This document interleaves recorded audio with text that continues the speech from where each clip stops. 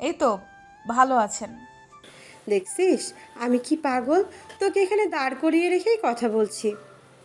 বলেই তিনি দরজার বাহিরে উকি দিয়ে জিজ্ঞাসা দৃষ্টিতে নিহিলের দিকে তাকালো। আহান কই? পাজিটা তোকে বিরক্ত করেনি তো? আর ব্যাগগুলো তোকে দিয়েই আনিয়েছে, দেখছিস? দেখছিস ছেলেটার কাজ কারবার। বলতে বলতেই তিনি কেউ একজনকে ডেকে নিহিলার ব্যাগগুলি উপরে রেখে আসতে বললেন। না না ফুপি, ব্যস্ত হবেন না। ভাইয়াটা আমাকে কোনো বিরক্ত করেনি। না ভাইয়া, আহান, তুই, রিহি, অরিন একই বয়সের। হয়তো ওখানে থাকলে আজকে তোদের মধ্যে অনেক সুন্দর একটা সম্পর্ক থাকতো। বলেই রিনা আহমেদ এক দীর্ঘশ্বাস ফেলেন। আচ্ছা, অনেক ক্লান্ত তুই, যা গিয়ে ফ্রেশ হয়ে নে মা। তারপর আমি খাবার দিয়ে আসবো, এরপর ঘুমিয়ে নিস। না না ফুপি, আমি ফ্রেশ হয়ে ঘুমাবো। এর আগে তোমার মোবাইলটা একটু দিবা। মা বড় বাবাকে একটা খবর দেওয়া লাগবে। আচ্ছা। বলেই তিনি নিহিলাকে রুমে নিয়ে গেলেন। ঘুম ভাঙল জানালার কাছে কেউ একজনের পর্দা সরানোতে। নিহিলা চোখ মুখ কোচকে আবার শুতে নিতেই রিনা আহমেদ ডাক দিলেন। রুম অন্ধকার করে এতক্ষণ ঘুমালে চলে? এই সকালে এসেছিস, এখন দিন শেষ হয়ে যাচ্ছে। উপোস থেকে এতক্ষণ ঘুমিয়ে আছিস, ক্ষুধা লাগেনি? উঠে পড়, কিছু খেয়ে দরকার হলে আবার শুইস। নিহিলার এক মুহূর্তের জন্য মনে হলো সে তার বাড়িতে ছিল। ফুপির কণ্ঠস্বর শুনে ধারণা ভাঙল। তার মনে হয়েছে সে বাড়িতেই ঘুমিয়েছিল আর মা এসে পর্দা সরিয়ে দিয়েছে। তার মনটা নিমেষেই খারাপ হয়ে গেল। নিহিলা। রিনা আহমেদের ডাকে নিহিলার ধ্যানমগ্ন হলো। সে তাকাতেই তিনি হেসে এগিয়ে এসে নিহিলার মাথায় পরমাতরে হাত বুলিয়ে দিলেন। পরিবারের কথা মনে পড়ছে? নিহিলা চুপ রইল। আমি তো আছি, এখানে একদম নিজের মতো করে থাকবি। বাড়িতে নিজের মায়ের কাছে যা আবদার করতিস, এখানেও আমার কাছে তাই করবি। মনে করবি আমি তোর আরেকটা মা। নীলা হ্যাঁ বোধক মাথা নাড়তেই রিনা আহমেদ তাড়া দিলেন। উঠে পড়, নিচে সবাই খেতে বসেছে, অপেক্ষা করছে, আয়। বলেই নীলাকে চোখ মুখ ধুতে বলে রিনা আহমেদ নিচে চলে গেল। নীলা বেশ কিছু সময় চোখে মুখে পানি দিয়ে রুম থেকে বেরিয়ে আসলো। সিঁড়ি দিয়ে নিচে নামতে নামতে টেবিলের দিকে তাকিয়ে অস্বস্তি হলো। সবাই খাবার সামনে নিয়ে বসে আছে। অরিন নিহিলাকে দেখেই টেবিল ছেড়ে দৌড়ে এগিয়ে এলো। আরে নিহিলা, কেমন আছো? তুমি তো ছবির থেকে বাস্তবে আরো মায়াবী। আলহামদুলিল্লাহ আছি। তুমিও সুন্দর, একদম পুতুলের মতো। হুম, এটা তোমার সাথে মানায়। আচ্ছা, তোমাকে একটু জড়িয়ে ধরি। নিহিলা নিজেই একবারই অরিনকে জড়িয়ে নিল। নিহিলা ভাবলে ছোটকাল থেকে এই দেশে থেকেও কি সুন্দর করে তার বাংলা ভাষায় কথা বলছে। ফুপে হয়তো ভালোভাবেই ভাষার শিক্ষাটা দিয়েছে। সকালে আহানের কথা বলা দেখে মনে মনে এই ধারণা এসেছিল যে হয়তো সেই মায়ের কাছ থেকেই শিখেছে। কিন্তু এখন দেখা যাচ্ছে অরিনও পারে। রিনা আহমেদ তারা দিতেই তারা টেবিলের দিকে এগিয়ে গেল। টেবিলে আহান আর মধ্যবয়স্ক এক পুরুষ বসে আছে। ইনি হয়তো তার ফুপির স্বামী মানে ফুপা। নিহিলা এগিয়ে গিয়ে মানুষটিকে সালাম দিল। এই তো বসে পড়ো মা। অবশেষে রিনা নিজের পরিবারের কাউকে দেখে চোখে তৃষ্ণা মেটালো বলে। কেমন আছো মা? বাসায় সবাই কেমন আছেন? এই তো আঙ্কেল, আলহামদুলিল্লাহ সবাই। বসে পড়ো। নুর আহমেদ নিহিলার প্লেটে খাবার দিতে দিতে বলে উঠলেন। আমার ছোট ছেলেকে তো দেখেছিস, সকালে আনতে গিয়েছিল, পাজিটা তোরে ব্যাগ বহন করতে দিয়েছিল। এই সে আহান। নিহিলা তাকাতেই আহানের সাথে যোগাযোগে হতেই আহান হাসলেও। হ্যালো ভাইয়া। উহ, আমাকে ভাইয়া ডেকো না। এটা তুমি রাহান ভাইয়ার জন্য তুলে রাখো। মা বলেছে আমার একটাই বয়স। মা বলেছে আমরা একই বয়সের। আচ্ছা। শফিক আহমেদ আহানের দিকে তাকালো। তোমার মা যা বলছে সত্যি? অতিথিকে কিভাবে আপ্যায়ন করা লাগে জানিস না? সকালে ব্যাগটা নিজে এনে দিলে কি হতো? ওহ বাবা, নিহিলার তো কোনো সমস্যা হয়নি। ও বললে আমি ঠিকই এনে দিতাম। বলেই আহান নিহিলার দিকে তাকালো। কি নিহিলা, তোমার সমস্যা হয়েছে? না না, আমার সমস্যা হবে কেন? বলেই নিহিলা খাবারের দিকে হাত বাড়ালো। আমার পরিবারকে আমার পরিবারকে পরিচয় করিয়ে দিলাম। যদিও আহনাফ নেই, কিন্তু থাকলেও গম্ভীর। ও এদের সাথে যায় না, অফিসের কাজে অন্য জায়গায় গিয়েছে। এইবার পুরো পরিবারকে চিনে নিয়েছিস, কোনো সংকোচ করবি না। এবার পরে এইবার পুরো পরিবারকে চিনে নিয়েছিস, কোনো সংকোচ করবি না, যা লাগে বলবি। রুনা আহমেদের কথায় নিহিলা হ্যাঁ সূচক মাথা নাড়ল। হ্যাঁ মা, মনে করো আজকের থেকে এই পরিবারের আরেকজন সদস্য তুমিও। যা লাগবে বিনা সংকোচে বলবে। অস্তি অস্বস্তি আনবে না। অরিন আর তুমি একই ভার্সিটিতে পড়বে, আশা করি সমস্যা হবে না। জি আঙ্কেল। তোমার পরিবারের সাথে কথা হয়েছে? জি। শফিক আহমেদ নিহিলার জবাব পেয়ে অরিনের দিকে তাকালো। তুমি বা আহান বিকালে গিয়ে নিহিলাকে কিছু কেনাকাটা করে দিয়ে আসিও। কয়েকদিনের ভেতরে ক্লাস শুরু হবে, আপাতত কয়েকদিন ঘুরে দেখাইও। অরিন হ্যাঁ বোধক মাথা নাড়তেই শফিক আহমেদ হেসে নিহিলার দিকে তাকালো। আচ্ছা, খেয়ে নাও। নীলা খেতে খেতে ভাবল, মানুষগুলো কি ভালো, অথচ সে 2 মিনিট আগেও অস্বস্তিতে কীভাবে মানিয়ে নিবে ভাবছিল। যেমন ভেবেছিল তেমন মোটেও না। তার বড় বাবা কিনা এমন একটা সুন্দর পরিবারকে মেনে নিচ্ছে না। কি এমন দোষ করেছিল ভাবতে গিয়ে নীলার ভাবনা এলো, আচ্ছা ফুপি কি এরপর একবারও দেশে যায়নি? হয়তো কলেজ যোগাযোগ করার চেষ্টা করেছিল। ফুপির তো উচিত ছিল গিয়ে সরাসরি ভাইয়ের কাছে যাওয়া, তাহলে হয়তো ফিরিয়ে দিতে পারতে না। এত বছরে এই ছেলে মেয়েদেরকে দেখে বড় বাবা নিশ্চয়ই ফিরিয়ে দিতে পারেন না। হেই নিহিলা, আসবো? নীলা মনোযোগ দিয়ে মোবাইল স্ক্রল করছিল। এমন সময় অরিনের কণ্ঠস্বর পেয়ে হেসে তাকালো। হ্যাঁ আসো। এইভাবে অনুমতি নিচ্ছ কেন? অরিন ঢুকতে ঢুকতে বলে উঠল। কি করছো? ভাবলাম একটু গল্প করি। নীলা হাত থেকে মোবাইলটা পাশে রাখলো। ভালো করেছো। আমি যেতাম কিন্তু কি মনে করবা ভেবে যাইনি। এমনিতেও মোবাইল দেখছিলাম যে। অরিন বসেই গল্প জুড়িয়ে দিল। এর মধ্যেই আসরে এসে আহান উপস্থিত হলো। সকালে ঘুম ভাঙতেই নিহিলা পাশে অরিনের দিকে তাকালো।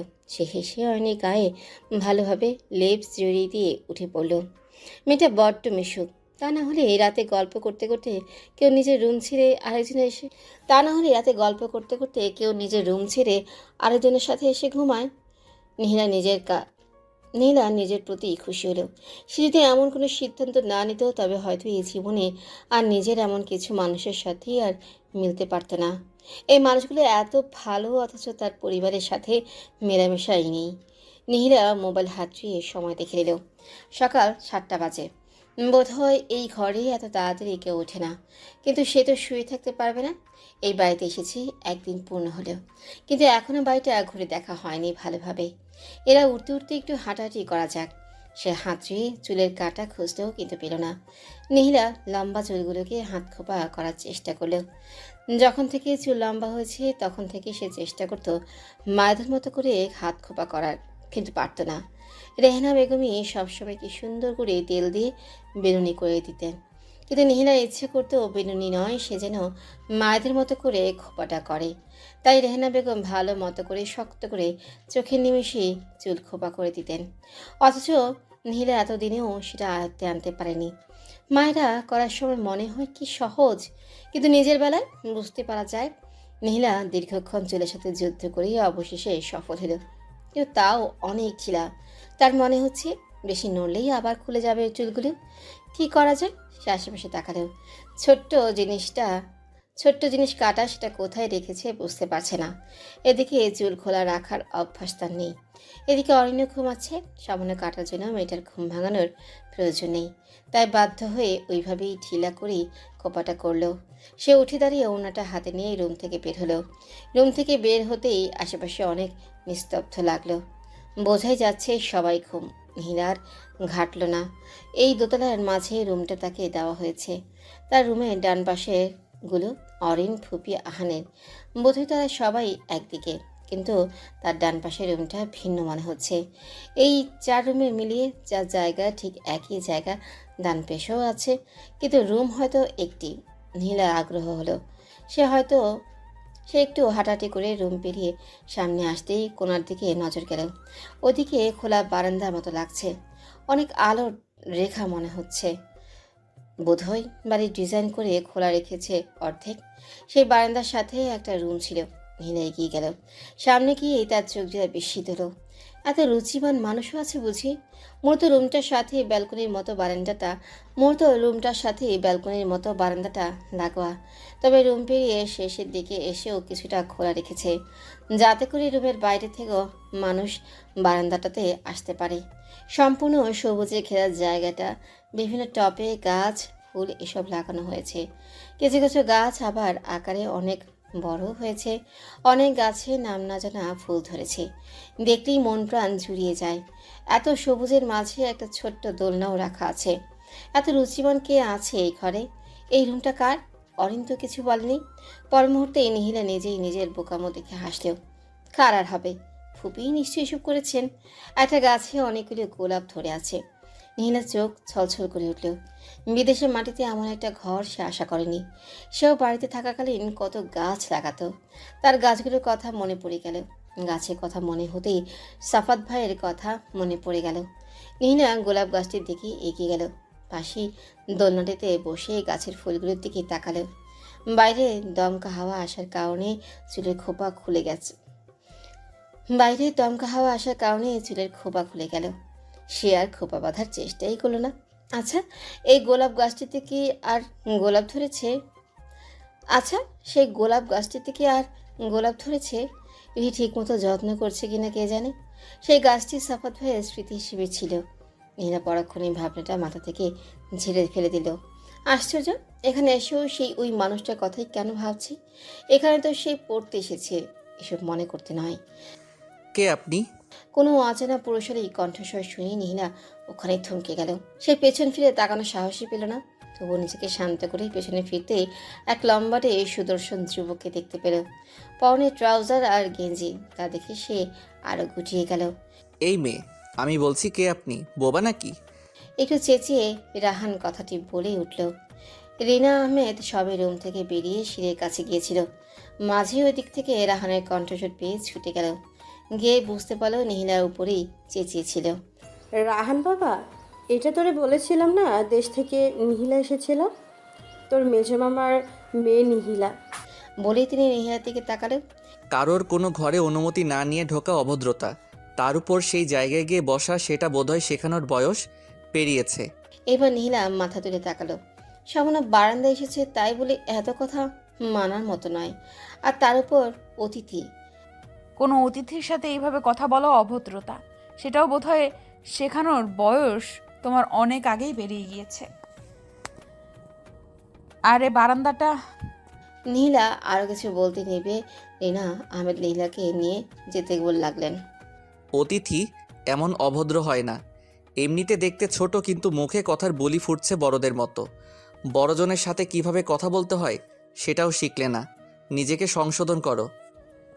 আপনাকে বড় কে বলবে? শুধু গায়ে বড় হলে হয় না, মাথার ঘিলেও থাকা লাগে। থাম, তোরা কি করছিস? আমি একজন মুরব্বী দাঁড়িয়ে আছি, তোরা আমাকে দেখেই চোখেই দেখছিস না? প্রথম পরিচয় হলে কই একটু ভালোভাবে কথা বলবি, তা না? আদরের ভাইজিকে সংশোধন করো, বেয়াদব মেয়ে। বলি রাহান ভেতরে চলে গেল। নীলা রিনা আহমেদের দিকে তাকাতেই তিনি তার হাত ধরে অনুনয়ের সুরে বলে উঠলেন। রাগ করিস না মা, আমার এই ছেলেটা হয়েছে ভিন্ন, এমনই যা বলবে উপরে সব বলে দেবে, কিন্তু মনটা ভালো। ওকে আমি আচ্ছা মতো বকে দিব। রাগ করিস না মা। আরে না ফুপি, তুমি কেন ওর হয়ে কথা বলছো? তুমি তো কিছুই করনি। আচ্ছা আয়। কালকে মাঝরাতে রাহান এসেছিল বিধায় জেগেছিলাম, তাই আজ উঠতে একটু দেরি হলো। আয় নাস্তা করে নিবি। তুমি যাও, আমি অরিনকে নিয়ে আসবো। ঠিক আছে। বলে রিনা আহমেদ সিঁড়ি বেয়ে নিচে নেমে গেলেন। নিহিলার রাগ হলেও এই পরিবারের সব মানুষ একরকম আর ওই মানুষটা একরকম। যেমন করে রুম ভাগ করেছে ঠিক নিজেও তেমন। অর্ধেক জায়গায় এরা সবাই এক পাশে আর অর্ধেক জায়গায় উনি এক পাশে। ঠিক হয়েছেও তেমন। ওরা এক মেরুর আর ওই লোকটা আরেক মেরুর। নিহিলার ভাবনা এলো, এমন অসভ্য মানুষও আছে নাকি তা জানা নেই। আজ সকালে খুব তাড়াতাড়ি ঘুম থেকে উঠল নিহিলা। আজকে থেকে এই ক্লাস ছিল। সে গায়ে চাদর দিয়ে ব্যালকনিতে গিয়ে দাঁড়ালো। অদূরে কিছু গাছ দেখা যাচ্ছে। এখনও কনকনে শীত বিদ্যমান। নিহিলা চোখ ঘুরিয়ে দেখতে লাগলো। তার চেরি ব্লসম দেখার ইচ্ছে আছে, কিন্তু কোনো গাছে এমন নিদর্শন নেই। দেখি আজ অরিনকে বলবে। এতদিন তেমন একটা বের হওয়া হয়নি। অরিন আর সে একসাথেই ভর্তি হয়েছে বিধায় নিহিলা অস্বস্তি একটু কম হচ্ছে, কারণ অন্তত একজন আছে তো সাথে। নিহিলা ফ্রেশ হয়ে অরিনকে টেনে তুলল। এখনও অরিন তার রুমেই থাকে। প্রথম যেদিন থেকেছিল সেদিনের পরের রাত অরিন বালিশ নিয়ে চলে এসেছিল। তোমার কোনো সমস্যা হবে আমি যদি তোমার রুমে ভাগ বসাই? আরে না, কেন হবে? আসো। এমনিতেও বাড়িতে আমি আর রিহি একসাথেই থাকতাম, তাই এখানে খালি খালি লাগছে। তুমি কিছু ভাবলে ভেবে বলিনি। নিজে থেকে এসেছো, অনেক খুশি হয়েছি। অরিন খুশি হয়ে বালিশ রেখে নিহিলাকে জড়িয়ে ধরল। আমারও খালি খালি লাগে জানো তো। এখন তুমি এসেছো বিধায় ভালোই সময় কাটে বাসায়। আগে তো আমি বাসায় থাকতাম না। নিহিলা ঘুমন্ত অরিনের দিকে তাকিয়ে হাসল। মেয়েটা একদম মায়ের মতোই মিশুক স্বভাবের হয়েছে। নয়তো কেই বা মাত্র কয়েকদিনের প্রথম দেখা মানুষটাকে এত আপন করে নিতে পারে। নিচে থেকে রিনা আহমেদের ডাক ভেসে আসলো। আর কতক্ষণ করবি তোরা? ক্লাসে দেরি হয়ে যাবে তো। নীলা আসছি জবাব দিয়ে ঘড়ির দিকে তাকালো। আর বেশি সময় নেই। অরিনকে বার দুয়েক ডাকলেও কিন্তু অরিন পাশ ফিরে আবারও শুয়ে পড়ল। নীলা আগেই ফ্রেশ হয়ে এলো। তারপরে অরিনের গায়ে থেকে লেপ টেনে নিতেই অরিন চোখ মুখ কুঁচকে উঠে গেল। এই নিহি, এমন করছিস কেন? ঘড়ি দেখুন মা, আজকে না ক্লাস। ঘড়ি দেখুন ম্যাম, আজকে না ক্লাস। নিহিলার কথা শুনে অরিন ধরফড়িয়ে উঠে বসলো। ক্লাসের কথা তার একদমই মাথায় ছিল না।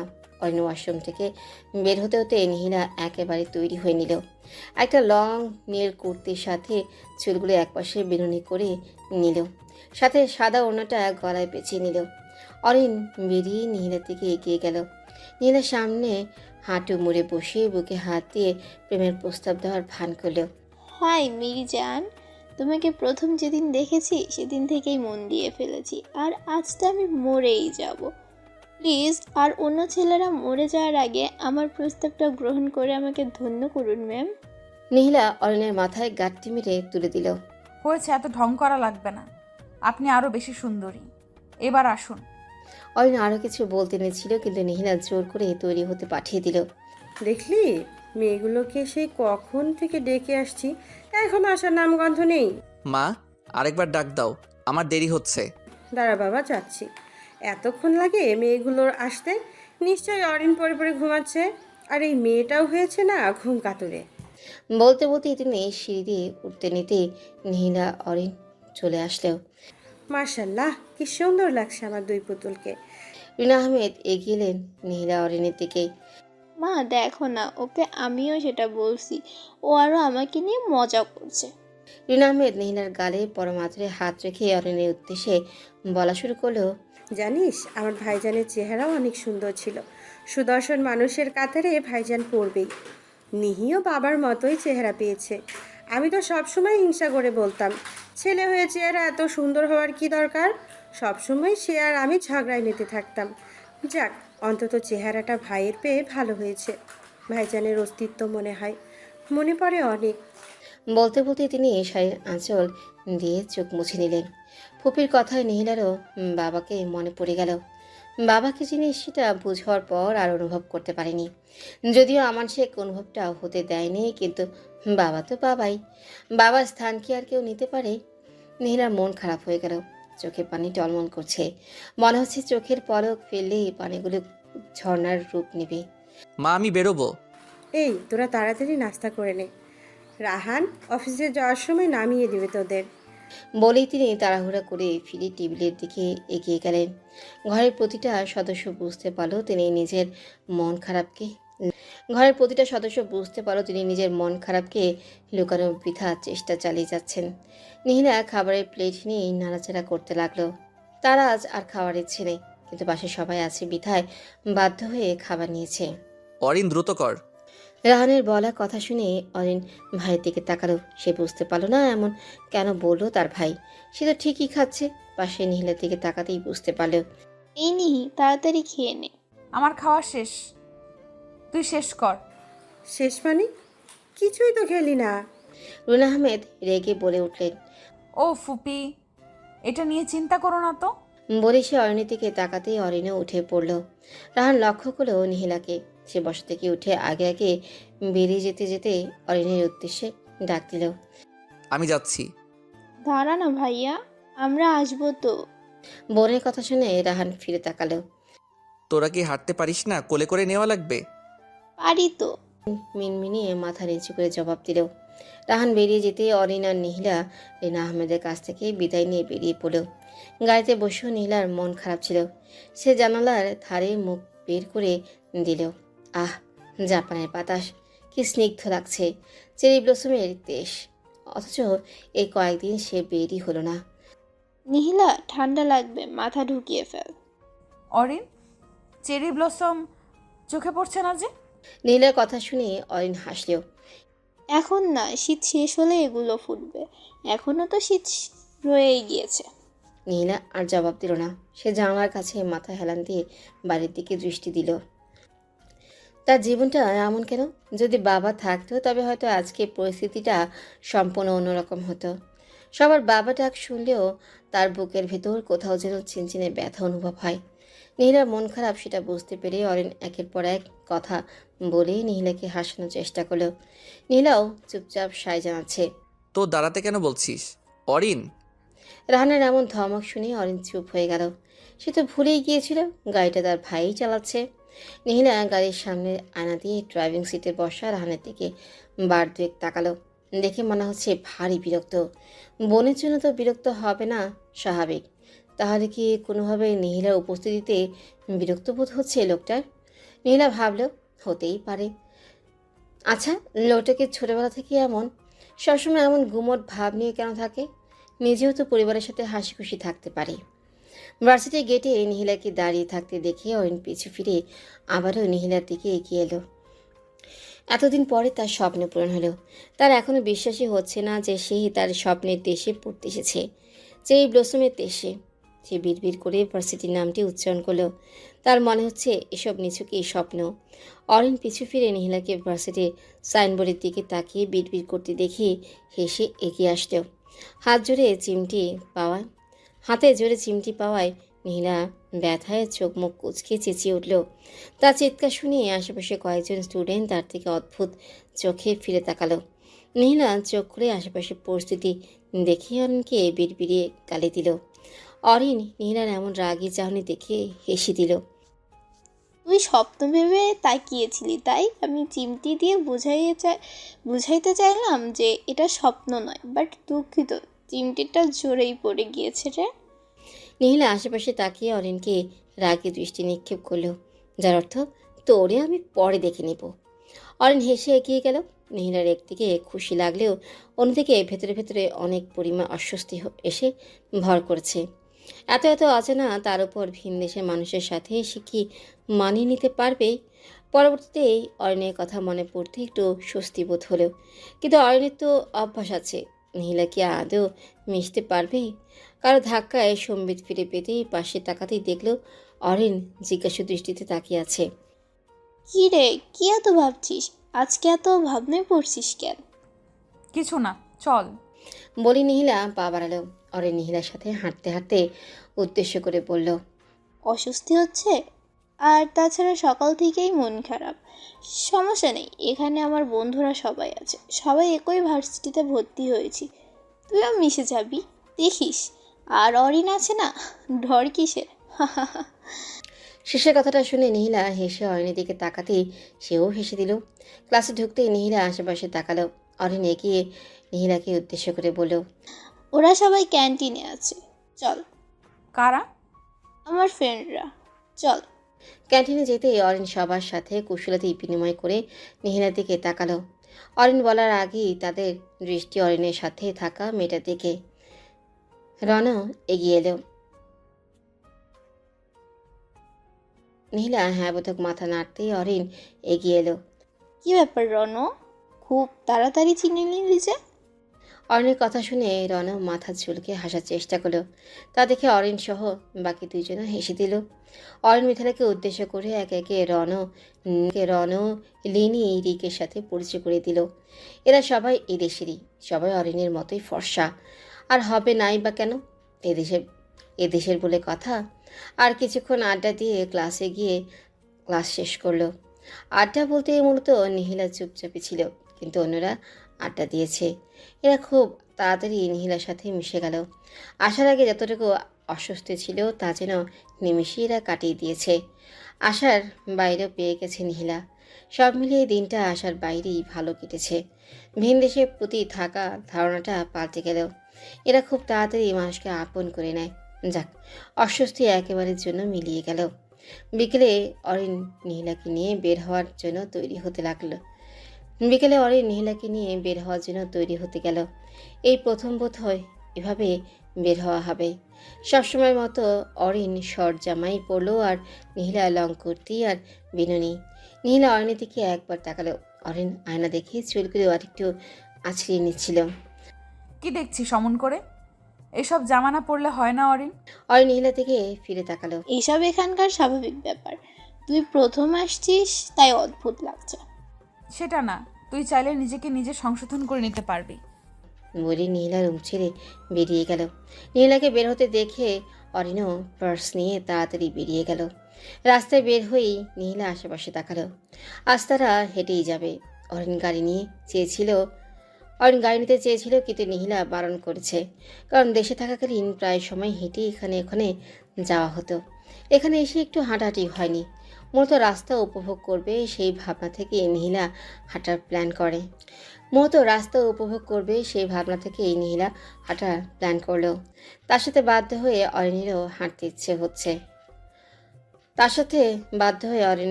হাঁটতে হচ্ছে। নীলা আর চোখে অরিনের দিকে তাকিয়ে হাসলো। মেয়েটার হাঁটার একদম অভ্যেস নেই, বিধায় চেহারা মলিন। গাড়ি বল। নীলার কথা শুনে অরিন দাঁড়িয়ে পড়ল। প্রথমে না নিবি না বলেছিলি? অরিন ভ্রু কুঁচকে তাকাতেই নীলা হাসলো। আমার কোনো সমস্যা হচ্ছে না, তোর জন্য বললাম। অরিন সাথে সাথেই ফোন করে রিনা আহমেদকে গাড়ির কথা বলল। বেশ কিছুক্ষণ দাঁড়িয়ে থাকার পরেই গাড়ি আসতেই অরিন আর নীলা থমকে গেল। তাদের সব আনন্দ যেন মুহূর্তের মধ্যেই উপে গেল। মূর্তির মতো দাঁড়িয়ে না থেকে গাড়িতে ওঠো। রাহানের বলা কথা কানে যেতেই অরিন নীলাকে টেনে গাড়িতে বসালো। এখন ভীষণ আফসোস হচ্ছে কেন যে গাড়ির কথা বাড়িতে বলতে গেল। প্রথমে যদি নিয়ে আসতো তাহলে তাদের আনন্দ মাটি হতো না। তখন রাহান ভাই রুমিয়ে ছিল, খেয়ালই করতো না। অরিন গাড়িতেই উঠে নীলার দিকে তাকালো। সেও তাকাতেই অরিন এক গাদা গালি দিল, যার অর্থ তোর জন্য হয়েছে সব। প্রথমে যদি নিয়ে আসতাম তবে এই পরিস্থিতি হতো না। নীলা অরিনের দৃষ্টি পরোয়া না করে জানালার বাইরে দৃষ্টি দিল। ভাইয়া, তুমি কেন কষ্ট করে আসতে গেলে? বিকালে একা 2টা মেয়ে বের হওয়ার সাহস কিভাবে করেছিস? ড্রাইভ করতে করতে সামনের দিকে তাকিয়ে রাহান কথাগুলো বলতেই অরিন চুপ হয়ে গেল। আর হবে না এমন। ভাইয়া, শুনলাম কিছু দূরে একটা মেলা হচ্ছে। অরিনের কথা শুনে রাহানও চুপ রইল। কই নিয়ে যাচ্ছ ভাইয়া? অরিনের আবার কথা বলা শুনে রাহান তাকালো। মেলায়। কথাটি শুনে নীলা উপরে ভার দেখালেও ভেতরে ভেতরে ভারী খুশি হইল। বাংলাদেশের মানুষের আনাগোনার মধ্যে থাকতে থাকতে এখন এরকম নীরব জায়গা ভালো লাগে না। নীলা জানে না এখানের মেলা কেমন হয়, তাই সে ভারী উৎসুক। গাড়ি থেকে নেমেই অরিন আর নীলা আশেপাশে তাকালো। অনেক মানুষের ভিড়। এত মানুষের ভিড়ে কোন সময়ে তারা এক একজনকে হারিয়ে ফেলে। তারা আর এগিয়ে যাওয়ার সাহসই পেল না। রাহান গাড়ি একদিকে সাইড করে রেখে এগিয়ে এসে দাঁড়াতেই আশেপাশে তাকিয়ে অনেক মানুষ দেখে সে নিজেকে গালি দিল। অয়ন বলে সেও যে কেন এখানে আনতে গেল। এত মানুষের ভিড়, কিন্তু এখন তো আর ফিরিয়ে নেওয়া যাবে না। রাহান অয়নের হাত ধুলো। নীলার দিকে তাকাতেই নীলা ওই পাশে গিয়ে অয়নের পিছু নিল। কিছু সময় যেতেই একদল লোকের ভিড়ে নীলা অয়নের হাত ছুটে পেছনে পড়ে গেল। রাহান এগিয়ে এসে সামনের দিকে তাকাতেই তার অপর হাতটা নীলার দিকে বাড়িয়ে দিল। হাত ধরো। লাগবে না। রাহান এগিয়ে এসে সামনের দিকে তাকিয়ে তার অপর হাতটা নীলার দিকে বাড়িয়ে দিল। বলে আশেপাশে তাকিয়ে রাহানের হাতে শার্টের কাপড়টা চিমটি দিয়ে ধরল। তা দেখে রাহানের ঠোঁটের কিনারায় হালকা প্রসারিত হলো। অরিন ভাইয়ের দিকে তাকাতেই থমকে গেল। শেষমেশ তার ভাই? না, সেটা কি ভাবছে? দায় পড়ে তো নীলাকে হাত ধরতে বলেছে। না হয় এত মানুষের ভিড়ে এসে হারিয়ে যাবে তো। অরিন আরেকবার তাকালো। রাহান নীলার হাত ধরেনি, তবে নীলা তার হাতের কাপড়ে কিছু অংশ ধরে আছে। তা দেখে অরিনের মুখভঙ্গি পাল্টে গেল। যদি তার প্রথমের ভাবনা অনুসারে এমন কিছু হয় তবে তার আপত্তি নেই, মন্দ হয় না। সাফাতের মন আজ বেশ ফুরফুরে। প্রায় কয়েকদিন পরে বাড়ি ফিরতে পারছি বলে কথা। যদিও মাত্র কয়েকদিন, কিন্তু তার মনে হচ্ছে কত সহস্র দিন সে বাড়ির বাইরে। সে ভাবেনি এই প্রথম আমানশিক এত তাড়াতাড়ি কথা ভেঙেছেন। তিনি তো প্রথমে 1 মাসের মাথায় বাড়ি আসতে বলেছিল, কিন্তু কয়েকদিন পেরোতেই সাফাত যখন বাবাকে কল দিয়ে বলল সে ভালোভাবেই সব করেছে, প্রথমে আমানশিক কল কেটে অফিসের খবর নিল। তারপর আবার কল কেটে দিয়ে বলল যেন বাড়ি এসে কয়েকদিন ঘুরে যায়, তারপর না হয় আবার আসবে। সাফাত প্রথমে বিশ্বাস করতেই পারেনি, পরে আর বিষয়টা ঘাটল না। যাক, বাড়ি ফিরবে অবশেষে। এই কয়েকদিন সে বাড়িতেও কল করেনি। অবশ্য আমান শেখ বাড়িতে কল করার অনুমতি দিয়েছিল, কিন্তু সাফাতের ইচ্ছে হয়নি। মিলির সাথেও কথা হয়নি। প্রথম দুদিন পরে কল দিয়েছিল ঠিকই, কিন্তু মায়েরা তেমন কথা বলেনি। এমনিতেও মেয়েদের থেকে ভার ভার আচরণ পেয়ে সে ভীষণ কষ্ট পেয়েছিল। তার উপর মিলির সেই একই কর্মকাণ্ডের ফলে আর ফোন করার ইচ্ছেই হয়নি। মিলির মূল লক্ষ্য ছিল সাফাত যেন তাদের এদিকের ব্যবসাটা নিয়ে একেবারে যেন মিলিকে নিয়ে আলাদা হয়ে যায়। সাফাত ভেবেছিল তার অনুপস্থিতিতে মিলি বুঝতে পারবে, কিন্তু তার ধারণা ভুল। সে বুঝতে পারল মিলি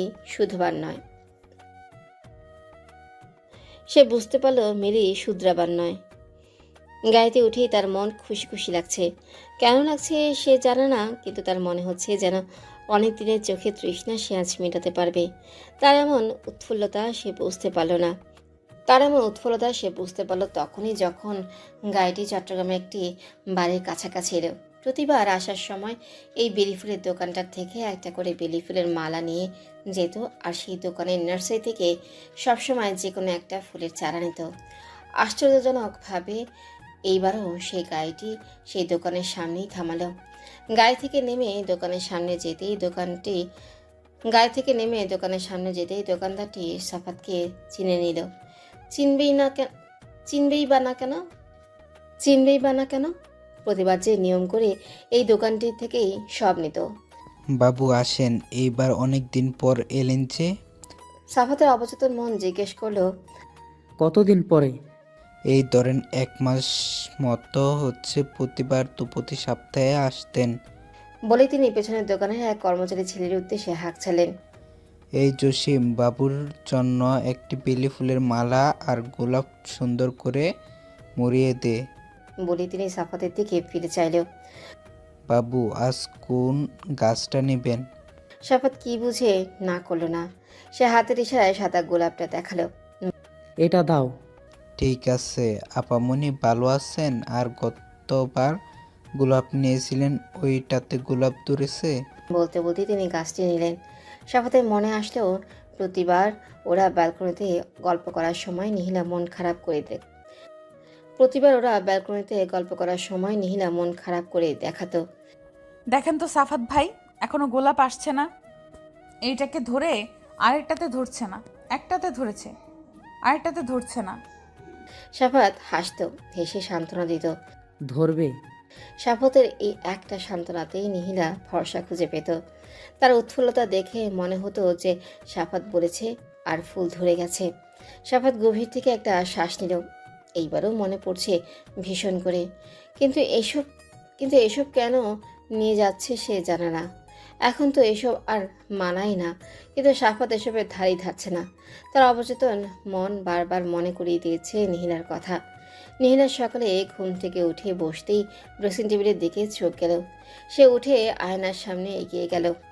আয়নার সামনে থাকা খরগোশ ল্যাম্পটি হাতে নিয়ে চোখ বুলালো। এটা এখানে কি করছে? এটা তো সে মেলায় দেখেছিল, পছন্দ হয়েছিল বিধায় 2বার তাকিয়েছিল, কিন্তু এটা এখানে কে এনে দিল? তবে কি কিছু একটা ভাবতেই নিহিলা আজকে নিজেকে সংযত করল। এসব কি ভাবছিস তুই নিহিলা? এসব কিছুই না। এসব ভেবেও নিহিলা নিজেকে সান্ত্বনা দিতে পারল না। অরিন ঘুম থেকে উঠে বসতেই নিহিলাকে আয়নার সামনে দাঁড়িয়ে খরগোশ ল্যাম্পটি হাতে নিয়ে কিছু একটা ভাবতে দেখে হাসলেও হেসে এগিয়ে গেল। কি রে, কি ভাবছিস? অনেক কথায় নিহিলা হাতে থাকা খরগোশ ল্যাম্পটির দিকে তাকালো। এটা? নিহিলার প্রশ্নবোধক চাহনি দেখে অরিন কিছু একটা মনে পড়ার ভঙ্গিমা করে বলে উঠল, ও এটা এটা কালকে রাত্রে ভাইয়া এনে দিয়েছিল। বলি অরিন মাথা চুলকে বলল, কিন্তু এটার দিকে তো আমি তাকাইনি। তবে ভাইয়া কেন এনে দিল বুঝলাম। নিহিলা অরিনের দিকে ফিরে তাকালো। কেন কিছু বলেনি? নীলার কথা শুনে অরিন হাত দিয়ে মাছি তাড়ানোর ভঙ্গিমা করে বলে উঠল, বলে নাকি সব চুপচাপ নীরবের মধ্যে করবে। কালকে এটা এনে আমার হাতে দিয়েছিল, আমি জিজ্ঞেস করেছিলাম যে এটা কেন। জবাবে ভাইয়া বলল কাজে লাগবে, রাখ। বলেই রুমে চলে গেল। উনি আবার গিয়েছে? আবার মানে? না, মেলাটা তো অনেক দূরে। আমরা তো পরশু গিয়েছিলাম, এখনো আছে। হ্যাঁ, মেলাতে 7 দিনের মতো থাকে। বলে অরিন হেসে ওয়াশরুমের উদ্দেশ্যে পা বাড়ালো। নীলা ভাবনায় পড়ে গেল। তার মানে এটা সেদিনের রাহান ভাই খেয়াল করেছিল। ভাবতে নীলা সেদিনের দৃশ্যপটটা ভেসে উঠল। সেদিন মেলায় ঢুকতেই একটা দোকানে নীলা থেমে গেল। মূলত এই খরগোশ ল্যাম্পটাই চোখে পড়েছিল। বিধা একটু দেখছিল, কিন্তু সেটা কাউকে বলা হয়নি, কারণ তার হাতে সেরকম টাকা ছিল না। আর তাছাড়া কারো কাছ থেকে খুঁজে জিনিস নেওয়াটাও বেমানান। তার দাঁড়িয়ে থাকা দেখে রাহানও দাঁড়িয়েছিল, কিন্তু রাহান তাকাতেই নীলা আবারও হাঁটা শুরু করে। পরবর্তীতে রাহান যে সেই জিনিসটাই খেয়াল করেছে সেটা নীলা ঘুণাক্ষরও ভাবেনি। নীলা ভাবনা থেকে বেরিয়ে এলো, খরগোশ ল্যাম্পটা জ্বালিয়ে সেটা থেকে দৃষ্টিপাত করে হাসলো। মানুষটা উপরে যেমন দেখায় তেমনটা নয়, আংশিক হয়তো। এই নিহিলা, কি বলছিস বিড়বিড় করে? অরিন ওয়াশরুম থেকে এসে মাথায় টোকা দিতেই নীলা ভাবনা থেকে বেরিয়ে এলো। সে ধরা পড়ে যাওয়ার ভঙ্গিমায় খরগোশ ল্যাম্পটা পেছনে ফিরে আগের জায়গায় আবারও সাজিয়ে রাখতে রাখতে বলল, কিছু না।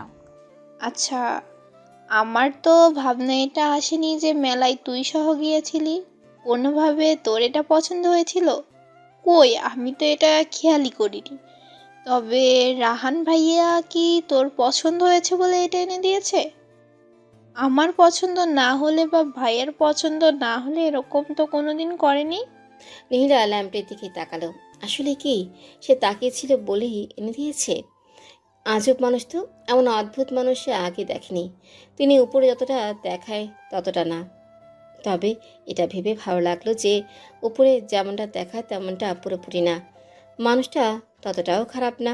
যে সাফাত বাড়ি ঢুকে সবার সাথে কুশলাদি বিনিময় করে আশেপাশে তাকালো। নীলা কি এখনও তার উপর রেগে আছে? হয়তো, তাই তো এতক্ষণ রুম থেকে বের হয়নি। সাফাত রুমে যাওয়ার আগেই নীলার রুমের দিকে তাকালো। দরজা বন্ধ। আচ্ছা, মেয়েটা দরজা বন্ধ করে বসে আছে কেন? নাকি সে এসেছে জেনেই আর বের হচ্ছে না? বেশি কষ্ট দিয়ে ফেলেছে। সাফাত রুমের দরজা দাঁড়াতেই দেখলেও মিলি মোবাইল নিয়েই বসে আছে। সে এসেছে দীর্ঘক্ষণ হচ্ছে, কিন্তু মিলি রুম থেকে বেরো হয়নি। সেই রুমে ঢুকে হাতে থাকা ব্যাগটা জোরে সোরে রাখলো, যাতে মিলির ধ্যানমগ্ন হয়। মিলি খেয়াল করেছে সে মোবাইল থেকে দৃষ্টি সরিয়ে একবার সাফাতের দিকে তাকিয়ে আবারও নিজের কাজে ব্যস্ত হয়ে পড়ল। তা দেখে সাফাত মলিন হাসল। স্বামী বাসায় আসলে নিজের কাজ থামানো উচিত। স্বামীরও উচিত বইয়ের সব দায়িত্ব পালন করা। কি করছো তুমি? একটা অধিকার চেয়েছি, সেটাও তো পূরণ করতে পারছো না। কেমন স্বামী তুমি? উল্টাপাল্টা অধিকার পূরণ করতে বাধ্য নই আমি। মিলি মাথা গরম হয়ে গেল, কিন্তু সে নিজেকে ঠান্ডা করলো। সব জায়গায় গরম ভাব দেখানো উচিত নয়, এতে হিতে বিপরীত হবে। মিলি জবাব দেওয়ার প্রয়োজন বোধ করলো না। সে মোবাইল হাতে নিয়ে আবারও ব্যস্ত হয়ে পড়ল।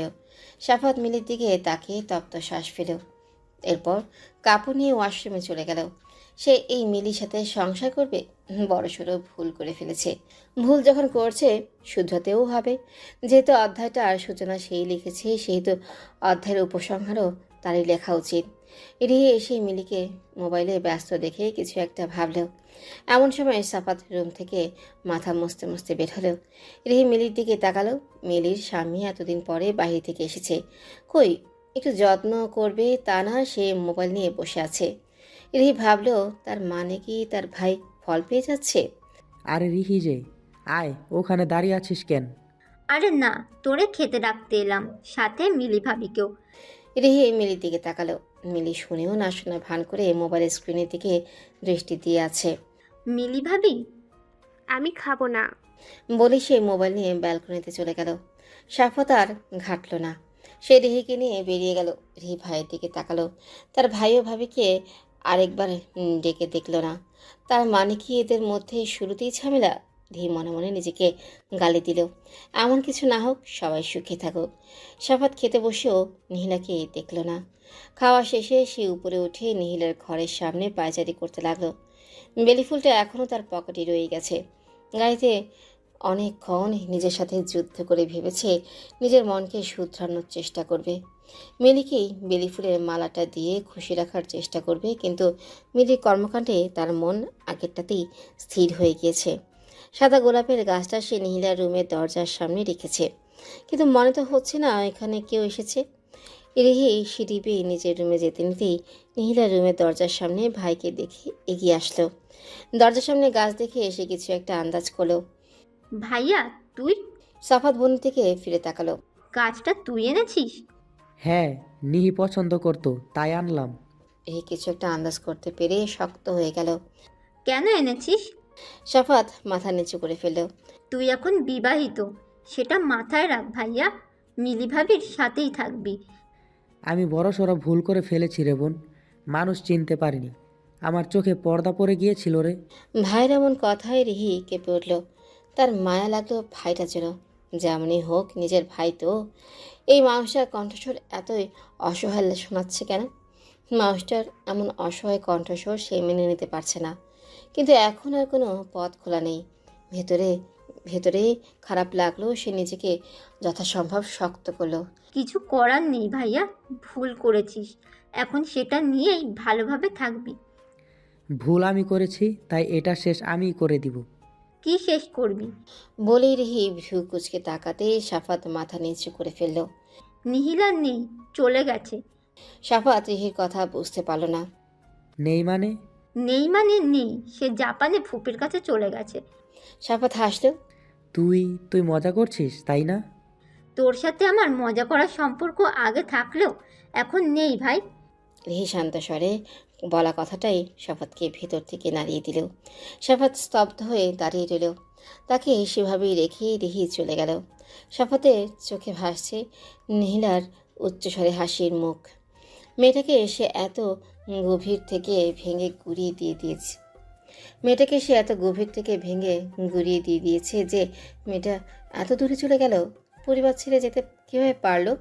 সাফাত পরক্ষণে নিজের উপরই হাসত। যাবেই বা না কেন? নিজের জন্য থাকবে। এখান থেকে নিজের অতীতের তিক্ত স্মৃতি মনে করে সে তো এগিয়ে যেতে পারবে না। একটা পাষাণ মানুষ এসে তার জীবনে একটা বিশ্রী অতীত দিয়ে দিয়েছে, আর সে সেই পাষাণ মানুষটাকে ক্ষমা করে এখানেই থেকে যাবে? সাফাত মলিন হাসলেও সে ফুলের গাছটার দিকে তাকালো। এক পা এগিয়ে ফুলের গাছটা হাতে নিয়ে নিহিলার রুমের দিকে পা বাড়ালো। দরজা খুলতেই চারপাশে তাকালো। সাফাত রুমের আলো জ্বালালো না, ওইভাবেই এগিয়ে গেল। রুমের চারিদিকে থেকে যেন নিহিলার হাসির ঝংকার শোনা যাচ্ছে, যেন হেসে হেসে বলছে। শেষ পর্যন্ত ফিরে আসলেন তো সাফাত ভাই? বলতে বলতেই কেটে দিল। কেটেই বলা শুরু করলো। আমাকে এমন একটা অতীত কেন দিলেন? আমি ভালো থাকতে পারছি না। সাফাত ব্যালকনির দিকে এগিয়ে গেল। আশ্চর্য, তোর এমন কেন লাগছে? সে সোজা ব্যালকনিতে চলে গেল। ব্যালকনিতে এগিয়েই দেখলো তার সব গাছগুলো সারি সারি লাগানো আছে। নিশ্চয়ই নিহিলা রিহিকে দায়িত্ব দিয়ে গিয়েছে গাছগুলোর। এখন সব গাছেই কম বেশি একটা ফুল আছেই। যে গাছটাতে ফুল ধরেনি বলে মন খারাপ করেছিল নিহিলা, সে গাছটিতে একসাথে 3টি ফুল আছে। সাফাত একটু এগিয়ে গাছটির ফুলগুলোতে ছোঁয়া লাগিয়ে দিল। আজ নিহিলা থাকলে নিশ্চয়ই খুশি হতো ভীষণ, কি জানি। সাফাত তার হাতে থাকা গাছটা সহ বাকি গাছগুলো সাথে রাখলো। আকাশে আজ চাঁদ উঠেছে বিশাল বড়। থালার মতো চারটা সব আলো যেন নিহিলার ব্যালকনিটাতে এসে পড়েছে। নিহিলা থাকলে নিশ্চিত এই দোলনাটাতে বসে রাতটা উপভোগ করত। পাশে নিজের রুমের ব্যালকনিতে চোখ যেতেই দেখতে পেলেও মিলি ফোনে কথা বলছে। ওই পাশে ফেরা ছিল, আর এই ব্যালকনিতে কোনো আলো জ্বালায়নি বলেই মিলি খেয়াল করতে পারেনি। সাফাত তাকিয়ে রইল। মিলি কার সাথে কথা বলছে? তার তো পরিবারের সাথে যোগাযোগ নেই। সে এই মিলি আর বিয়ের আগের মিলির সাথে মেলাতে পারছে না। সাফাত এক দীর্ঘ মলিন শ্বাস ফেলল। আলো আধারে সাফাতকে দেখা যাচ্ছে না। সাফাত মিলির ব্যাপারটা আর ঘাটার চেষ্টা করলো না। ইচ্ছে করলো না গিয়ে মিলির ফোনটা দেখার। সে এগিয়ে নিহিলার দোলনাটাতে বসলো। আজ আর রুমে যেতে ইচ্ছে করছে না, রাতটা এভাবেই কাটিয়ে দিবে। পশলা বৃষ্টি স্নাত প্রকৃতিকে সাজিয়ে তুলেছে তার আপন রূপে। প্রাণ ফিরে পেয়েছে মৃতপ্রায় পাতাহীন গাছের ডালগুলো। কোমল বাতাস এবং সুন্দর ফুলের সাথে উষ্ণ আবহাওয়ার প্রকৃতির শান্ত স্নিগ্ধ অপ্রতিম মুগ্ধতার গন্ধে বলে দিচ্ছে দরজায় কড়া নাড়ছে বসন্ত। দেখতে দেখতে কেটে গেল অনেকগুলো দিন। এখন কারোর জন্য থেমে থাকে না, সময় কারোর জন্য থেমে থাকে না। যেভাবেই হোক চলবেই। নীলা বেশ মানিয়ে নিয়েছে। সপ্তাহ ধরে রোদের বেশ আমেজ। এরকম নিয়মিত রোদ, ঝকঝকে নীল আকাশ নীলা আসা পর্যন্ত আর দেখেনি। তার সঙ্গে এমন এক আওলা বাতাস বইছে, কিন্তু সে হাওয়ায় এরকম মিষ্টি স্বাদ। দেহে শীত অনুভব হলেও এক ভালো লাগার আবেশ ছুঁয়ে দেয়। নীলা ব্যালকনি থেকে এসবই পর্যবেক্ষণ করছিল। বেশ কিছুক্ষণ থেকে শীত অনুভব হতেই ব্যালকনি ত্যাগ করলো। নীলা নিজের রুমে বসে মোবাইল স্ক্রল করছিল। এমন সময় হুট করে অরিন হাতেই 2টা জামা নিয়ে ঢুকলো। তা দেখে নীলা ভ্রু কুচকাল। তুই তো বের হোসনি, তবে হাতে শপিং ব্যাগ কেন? অরিন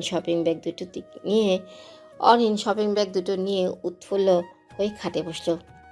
রাহান ভাইয়া এনেছে। রাহান ভাইয়া এভাবেই হুটহাট আনে, অথচ মুখ ফুটে কিছুই বলে না। আচ্ছা। বলে নীলা আবারও মোবাইলের স্ক্রিনে চোখ দিল। এই গম্ভীর ছেলেটাকে নিয়ে সে আপাতত আর ভাববে না। এতদিন ভাবতে ভাবতে তার দিন শেষ। মানে এত গম্ভীর মানুষ কীভাবে হয় সেটাই সে ভেবে পায় না। এখান থেকে এটা তোর। বলি অরিন একটা প্যাকেট মহিলার দিকে বাড়িয়ে দিল। নীলা মোবাইল থেকে চোখ সরিয়ে একবার প্যাকেটটার দিকে তাকিয়ে অরিনের দিকে ভ্রু কুচকে তাকালো। এখন থেকে এটা তোর। আমার জন্য? এখন থেকে এটা তোর। হ্যাঁ, পছন্দ হয়েছে কিনা দেখ। বলি অরিন নিজের জামাটা নিয়ে চলে যেতে নিতেই আবারও ফিরে তাকালো। অবশ্য ভাইয়ার পছন্দ বলে কথা, পছন্দ হবেই। বলে অরিন জামা নিয়ে চলে গেল। নীলা প্যাকেট খুলে জামাটা বের করলো। সাদা আর হালকা গোলাপি রঙের একটা গাউনের মতো। নীলা পুরোপুরি বের করলো জামাটা। সেটা নিয়ে দাঁড়িয়ে নিজের দিকে ধরলো। আসলেই পছন্দ সুন্দর। কিন্তু পরক্ষণে নীলা রেখে দিল।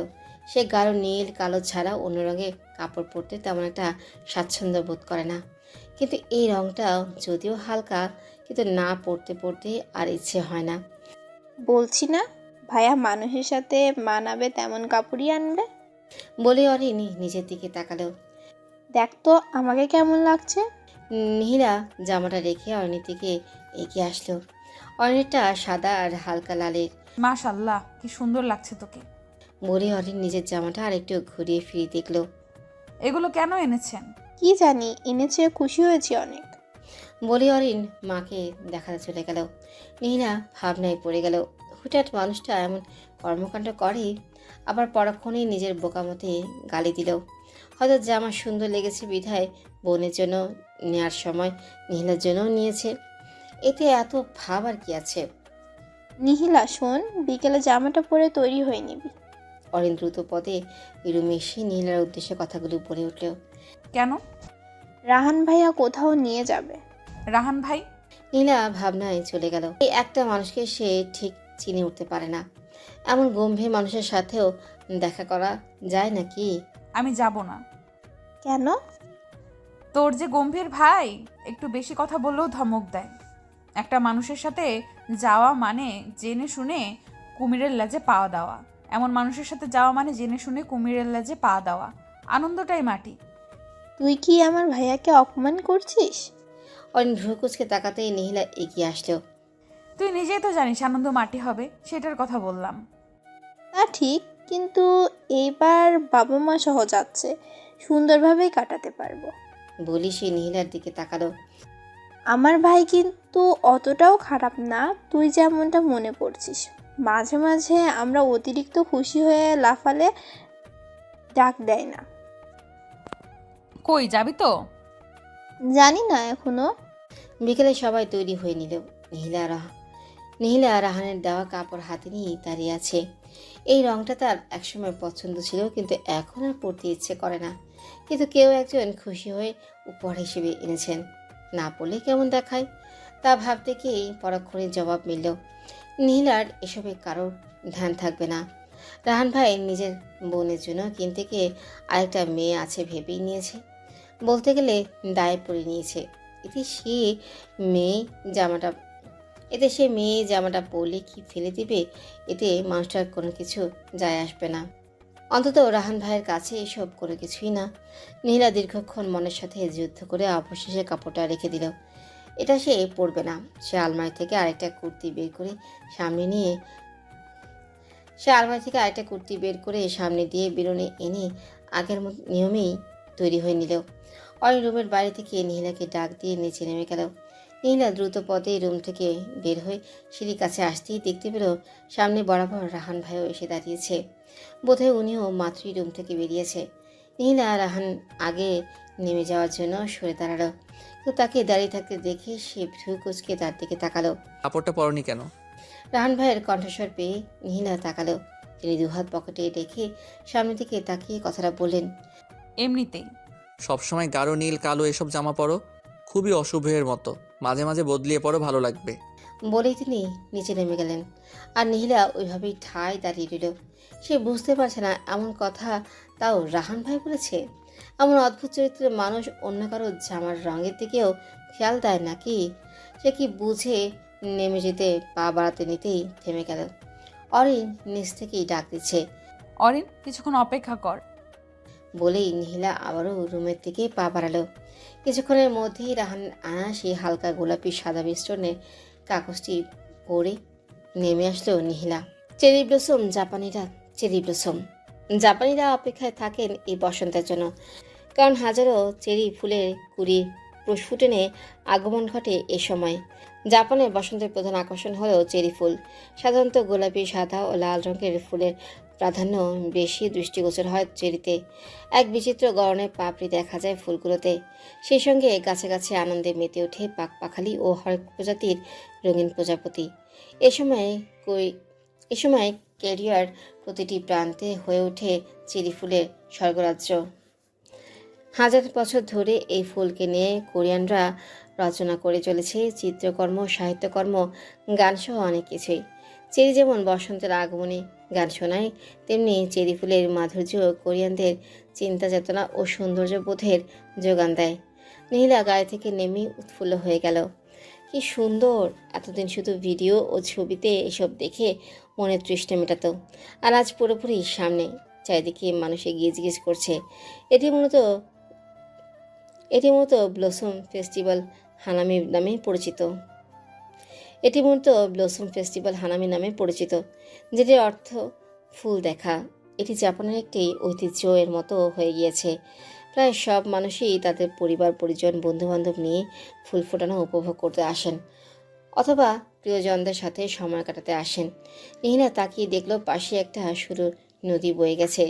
নদীর পাশে চেরি ফুলের গাছের বিশিষ্ট লাইন, আর সেই গাছে সাদা গোলাপি চেরির সমাহার। নীলা আশেপাশে তাকিয়ে দেখলো আশেপাশে অনেক মানুষের দল। এক এক দলে এক এক আড্ডা। কোনো দলে কথা বলতে বলতে উচ্চস্বরে হেসে সময়টা ভালোভাবে উপভোগ করছে, আবার কোনো দল চুপচাপ বসে থেকে সময় উপভোগ করছে। নীলা অদূরে তাকিয়ে দেখলো এক বৃদ্ধ আর বৃদ্ধা নদীর কিনারায় বসে সময়টা উপভোগ করছে। তা ভালো লাগলো ভীষণ। তাদেরকে ক্যামেরাবন্দি করে নিয়ে সে আবারও পরিবেশ দেখতে ব্যস্ত হয়ে পড়ল। নীলা একটু অদূরে এগিয়ে দাঁড়ালো। প্রায় অনেক মানুষ এখানে। সবাই এই স্থানটাকেই বেছে নেওয়ার কারণ সে খুঁজেই পেল না। এই তো, এই স্থানটা হয়তো বেশি মন করা, কারণ পাশে একটি নীরব নদী বয়ে গিয়েছে। একপাশে নদী আর নদীর পাশে সাদা গোলাপি মিশ্রণে চেরি ব্লসম গাছের বিশিষ্ট লম্বা লাইন, যেগুলোতে ফুলের সমারোহে ভরে গেছে। নীলা আশেপাশে তাকিয়ে বুঝতে পারল সবাই এই সময়টাকে হয়তো বেশি উপভোগ করে, তাই হয়তো রাহান ভাইও এই জায়গাটিতে নিয়ে এসেছে। রাহানের কথা মনে পড়তেই সে চোখ ঘুরিয়ে আশেপাশে তাকালো। প্রতিটা জায়গায় গোল টেবিল ঘিরে মানুষ বসে আছে। নীলা সামনে তাকাতে নিতেই দেখলো তার একটু দূরেই রাহান পকেটে হাত গুটিয়ে নদীর দিকে তাকিয়ে আছে। নীলা আর ঘাটল না, সে এগিয়ে গিয়ে অরিন আর আহানের সাথে বসলো। অরিন আর আহান তাদের বাবা মায়ের ছবি তুলে দিচ্ছে। আহান এক এক অঙ্গভঙ্গি শিখিয়ে দিচ্ছে, আর রিনা আহমেদ লজ্জায় গুটিয়ে যাচ্ছে। আরে মা, এই ভঙ্গিমা করো। বলি আহান নীলার কাঁধের উপর হাত দিয়ে দেখিয়ে দিল। তোদের এমন ভঙ্গিমা আমি পারবো না। আরে মা, একটু আধুনিক হও, দেখছো না বাবা কত আধুনিক হয়ে যাচ্ছে। বলি আহান বাবাকে চোখ মারল। ছেলের কথায় শফিক আহমেদ ভাব নেয়ার ভঙ্গিমা করে দাঁড়ালো। তা দেখে দূরে থাকা নীলা হেসে দিল। তুমিও এদেরকে আশকারা দিচ্ছ? স্ত্রীর কথায় শফিক আহমেদ আরেকটু ভাব নেওয়ার ভঙ্গিমা করে দাঁড়ালেন। ওরা সত্যিটাই তো বলেছে। বলি তিনি বুকের উপর দুহাত রাখলেন। দেখছো না তোমার স্বামী দিন দিন কত সুন্দর হচ্ছে। তোমার তো গর্ব করা উচিত, তা না করে তুমি ছেলে মেয়েদের ধমকাচ্ছ। এটা কিন্তু ঠিক না রিনা। স্বামীর কথায় রিনা আহমেদ তোয়াক্কা না করে আহানের দিকে রাগি চোখে তাকালো। একটু হেসেছি বলে মাথায় উঠে যাবি? এত নির্লজ্জ কবে হলি?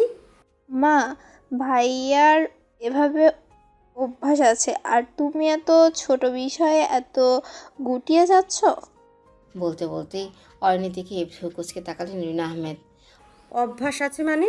অরণির দিকে আহান রক্তচক্ষু নিয়ে তাকাতে অরণি থেমে গেল। আচ্ছা আচ্ছা, অনেক বকেছো, চলো আমরা একটু পরিবারের ছবি নেই।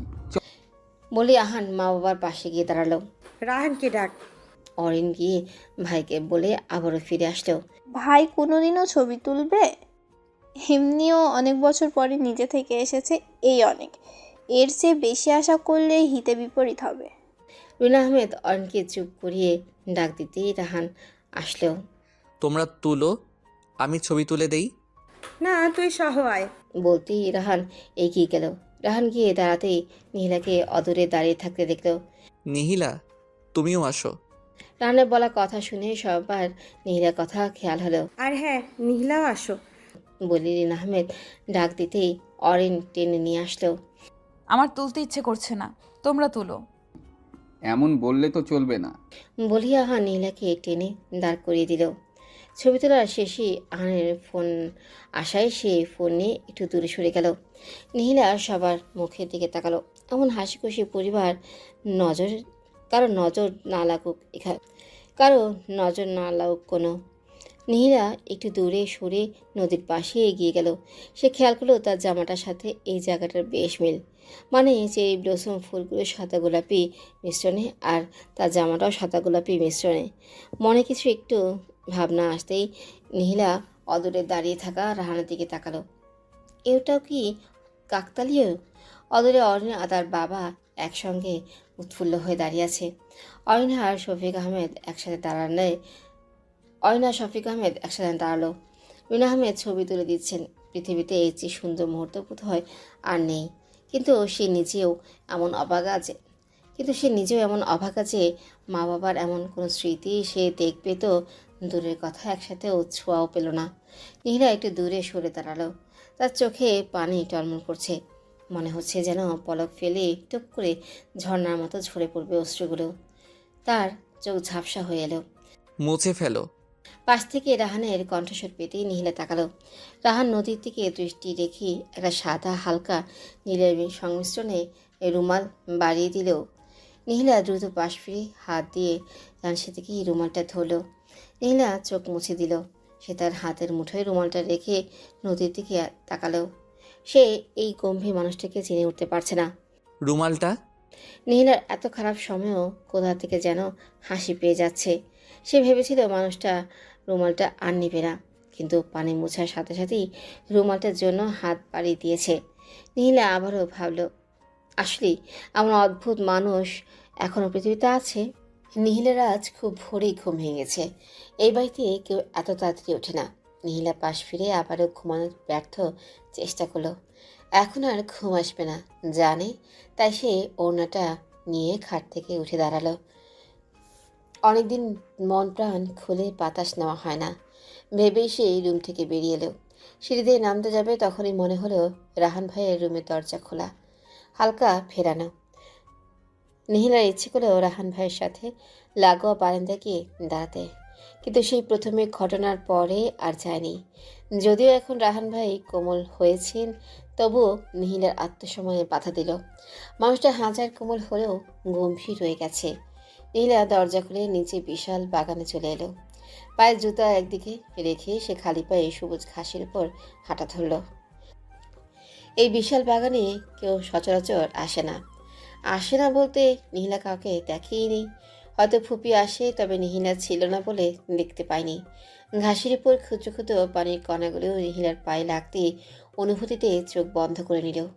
এই অনুভূতিটা অনেক সুখের। পায়ে ঘাসে শিশির কণাগুলোর ফলে শিশিরে অনুভব হচ্ছে। কতগুলো দিন এমন করে খালি পায়ে হাঁটা হয়নি। নীলা হালকা নীল আকাশের দিকে তাকিয়ে হাঁটতে লাগলো। তার ভীষণ সুখ সুখ অনুভূতি হচ্ছে। ভোরের হালকা হালকা বাতাসও হচ্ছে। বাগানে অনেক ফুল ফুটে আছে। বাতাসের সাথে সেগুলোর মিষ্টি ঘ্রাণ ভেসে আসছে। নীলার ঠান্ডা অনুভূতি হলো। সে ওড়নাটাকে দুই হাতে ভালোভাবে গায়ের সাথে জড়িয়ে নিল। এখন নিজেকে কেন জানি মুক্ত পাখির মতো মনে হচ্ছে। নীলা চারিদিকে তাকিয়ে নিজের মতো করে বাগান দেখবে ভেবেই পা বাড়ালো। সামনে কাটা, সাবধানে পা বাড়াও। নীলা চোখ খুলে ফেলল। চমকে আশেপাশে তাকালো। রাহান ভাইয়ের কণ্ঠস্বর না। তবে কই, আশেপাশে তো দেখা যাচ্ছে না। নিজের ভুল শুনেছে ভেবে সামনে তাকাতে দেখলেও সত্যি সত্যি একটা গোলাপের ডাল পড়ে আছে, যেটা অনেক পরিমাণ কাঁটাযুক্ত। সামনে পা বাড়ালেই আসলেই অনেক ক্ষত হতো। নীলা ডালটি হাত দিয়ে তুলে নিল। কি মনে করে উপরে তাকাতেই দেখলো রাহান ব্যালকনিতে দাঁড়িয়ে আছে। নীলা মনে মনে খুশি হলো। মানুষটা আসলে নিজেকে যেমন উপস্থাপন করে তেমনটা মোটেও না। নীলা হেসে ধন্যবাদ দিতে যাবে, তখনই রাহান ব্যালকনি প্রস্থান করলো। প্রতিবারের মতো নীলা আবারও বিড়বিড় করে বলে উঠল, মানুষটা এমন অদ্ভুত কেন? নীলা ঘাসের উপর বসে পড়ল। দেখতে দেখতে মাঝে অনেকগুলো মাস কাটিয়ে দিয়েছে সে। অদ্ভুত হলেও এটাই সত্যি যে এখন আর একটু কষ্ট হয় না নীলার।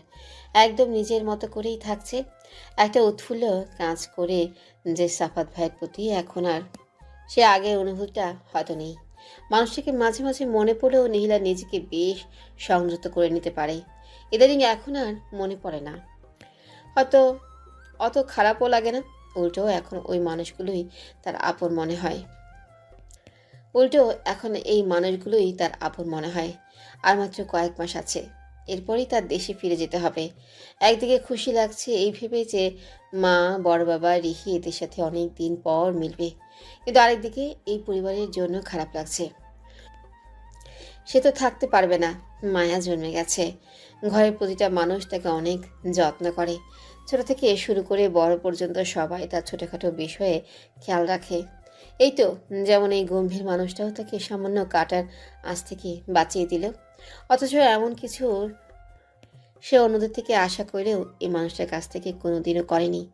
পরক্ষণে কি যেন মনে হতেই নীলা ভাবনাটা সরিয়ে দেওয়ার চেষ্টা করলো। এত ভাবার কি আছে? হয়তো মানুষটা ব্যালকনিতে দাঁড়িয়েছিল, কাটা দেখেছে বিধায় বলেছে। সে এই একই জায়গায় নীলা নিজে থাকলেও বলতো, কিন্তু তবুও বাঁচিয়েছে তো।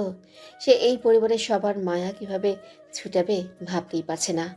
আরও কয়েকটা দিন কেটে গেল। শফিক আহমেদ নাস্তা শেষ করে অফিসের উদ্দেশ্যে বেরিয়ে পড়ল। রাহানও নাস্তা শেষ করে উঠে দাঁড়ালো। ট্রাউজার পরিহিত অবস্থায় রুমে না গিয়ে সদর দরজার দিকে অগ্রসর হতে দেখে রিনা আহমেদ ডাক দিলেন, রাহান বাবা, কই যাচ্ছিস? বাগানে একটু হাঁটবো। বলেই রাহান বেরিয়ে গেল। বড় ভাইয়ের কথা শুনে অরিন আর আহান অবাক হয়ে একজন আরেকজনের দিকে তাকালো। তাদের ভাই হয়তো বদলে যাচ্ছে, কারণ আজ পর্যন্ত রাহান কোনোদিনও বাগানে হাঁটাহাঁটি করেনি। রাহান অবসর সময়টা রুমেই কাটিয়ে দিত, কিন্তু ইদানিং বাগানে হাঁটাহাঁটি করে। আহান ভ্রু কুচকালো। কি ব্যাপার মা? রাহান ব্রোয়ের ইদানিং কর্মকাণ্ড তোমাকে ভাবাচ্ছে না? ছেলের কথা শুনে রিনা আহমেদ তাকালেন। বোঝাই যাচ্ছে তিনিও রাহানের যাওয়ার দিকে তাকিয়ে এটাই ভাবছিলেন। কিন্তু আহানকে প্রশ্রয় দেওয়া যাবে না। তিনি টেবিল থেকে নাস্তার প্লেটগুলি নিয়ে রান্নাঘরে যেতে যেতে বললেন,